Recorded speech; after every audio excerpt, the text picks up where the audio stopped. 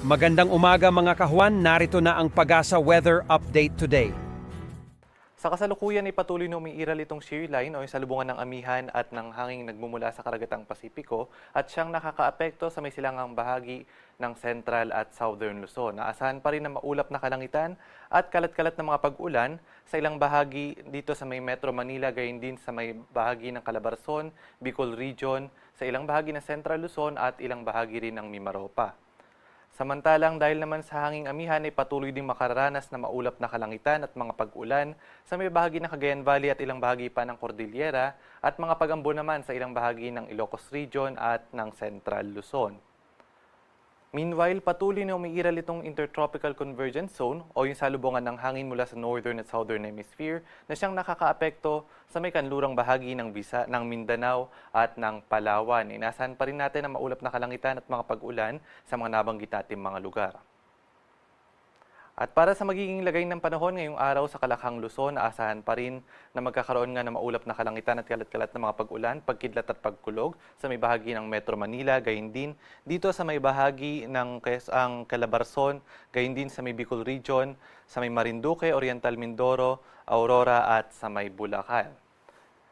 At dahil naman sa pag-iral ng hanging amihan, naasahan din na maulap na kalangitan at mga pag-ulan dito sa may bahagi ng Cagayan Valley, sa may Apayao, Ifugao, Abra at sa may Mountain Province. At dito sa may kanlurang bahagi ng Luzon, partikular sa may Ilocos Region at sa nalalabing bahagi ng Central Luzon, asahan naman natin ang mga pag-ambon dulot ito ng hanging amihan. Agwat ng temperatura sa may Lawag nasa 23 to 30 degrees Celsius, sa may Tuguegarao ay nasa 22 to 27, sa may Baguio City 17 to 22, dito naman sa may Metro Manila at sa may Legazpi nasa 25 to 30 degrees Celsius, at sa may bahagi naman ng Tagaytay ay nasa 21 to 29 degrees Celsius. At dumako naman tayo sa magiging lagay ng panahon dito naman sa may bahagi ng Visayas, Mindanao at sa may Palawan. Asahan pa rin nga natin ang maulap na kalangitan at mga pag-ulan dulot ng Intertropical Convergence Zone o ng ITCZ sa may bahagi ng Zamboanga del Norte at sa may Palawan. At dito naman sa nalalabing bahagi ng Visayas at Mindanao, generally magkakaroon lamang ng mga isolated rain showers or thunderstorms. Agwat ng temperatura sa may Iloilo, Metro Cebu at sa may Tacloban nasa 26 to 32 degrees Celsius. At dito naman sa may bahagi ng Palawan, sa may Puerto Princesa at sa may Kalayaan Islands nasa 25 to 30 degrees Celsius. At sa may bahagi naman ng Cagayan de Oro, 24 to 31.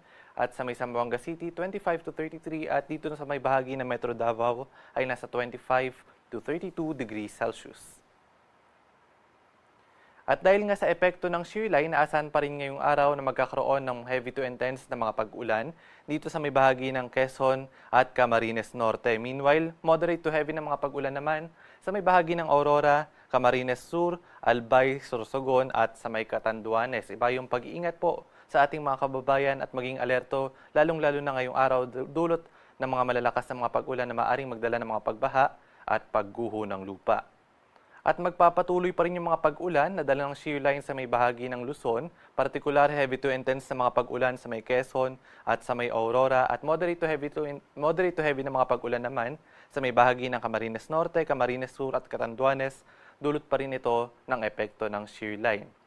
At dito naman sa bahagi ng Mindanao, aasahan din na moderate to heavy na mga pag-ulan sa may Surigao del Norte, sa may Dinagat Islands, gayon din dito sa may Surigao del Sur, sa may Davao Oriental, Zamboanga del Norte at sa may Zamboanga Sibugay.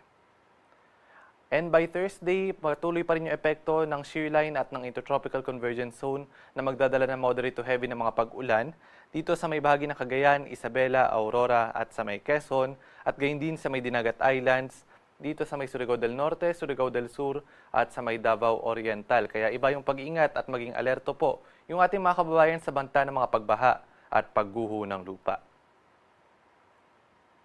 At ngayong araw, nakataas din yung ating gale warning sa mga baybayin ng Ilocos Norte, Cagayan kasama yung Babuyan Islands, Isabela, gayon din sa may Northern Aurora at sa may Northern and Eastern Coast ng Polillo Islands, sa may Camarines Norte, Camarines Sur at sa may Northern and Eastern Coast ng Catanduanes.